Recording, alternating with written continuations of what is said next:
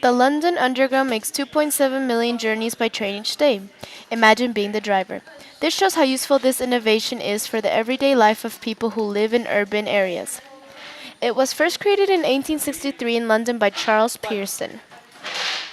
The city was faced with the problem of no efficient way of traveling above ground. This problem was serious because the city was becoming an old, overpopulated area with no way to move around in a timely manner. This became a problem for the citizens who had jobs across the city or even close to where they lived. They created the subway so that people could get around the city in a reasonable amount of time. Charles Pearson had to overcome the problem of many people thinking that his innovation would fail and it would be a huge waste of time and money. The prerequisites for the adoption of subway in the modern city can be broken down into three categories: needs, resources, and values.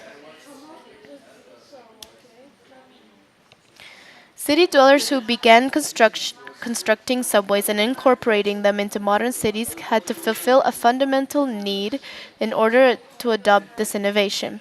Subways have become part of modern cities in order to satisfy mainly the need was a way of transporting massive numbers of people throughout the city in a fast way.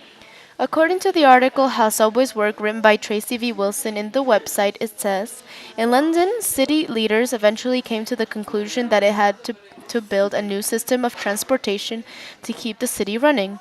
Since there was no space above the ground, the only option was to be built under the city. Also, the ICE graduate students Nicole Batstubder, Tony Bowerman, and Christopher Brown stated in their article, The London Underground 150 Metropolitan Line, that London was so badly planned that people found it better to walk than catch a cab or an omnibus, making it so that people from different places had a harder time to communicate. If the people in London had planned their transportation system better, they wouldn't have needed subways, but since their transportation system was poorly planned, they needed a new method for people to get to the one place to another in a short amount of time. That wasn't above ground since there was overcrowding transportation. So they created the subway since it was efficient and did not take space above ground.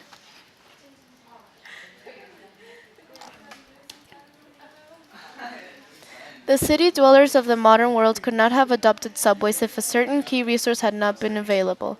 The most important resource that led to the adoption of subways in modern cities has been the tunnel construction cut and over technique.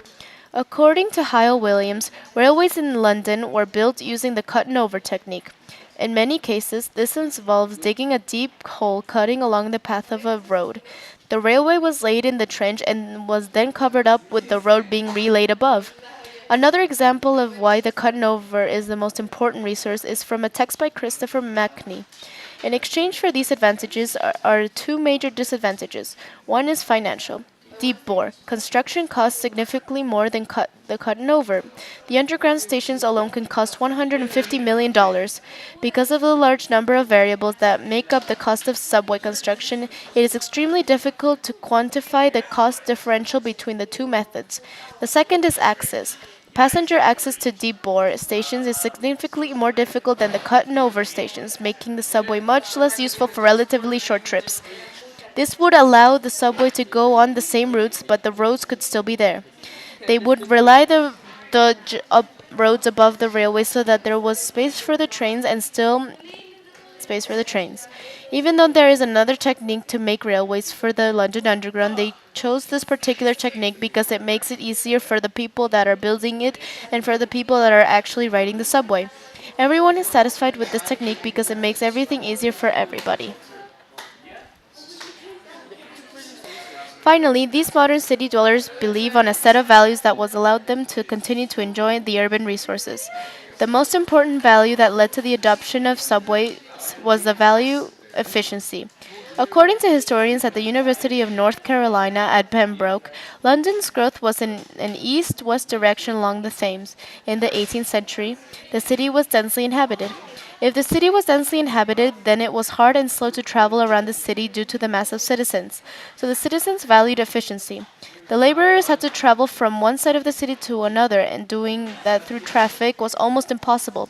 So also, according to Will Caldwell, in central London, trains cannot drive faster than 30 to 40 miles per hour because of the short distances between stations. This shows how efficient that the trains can be and at high speed.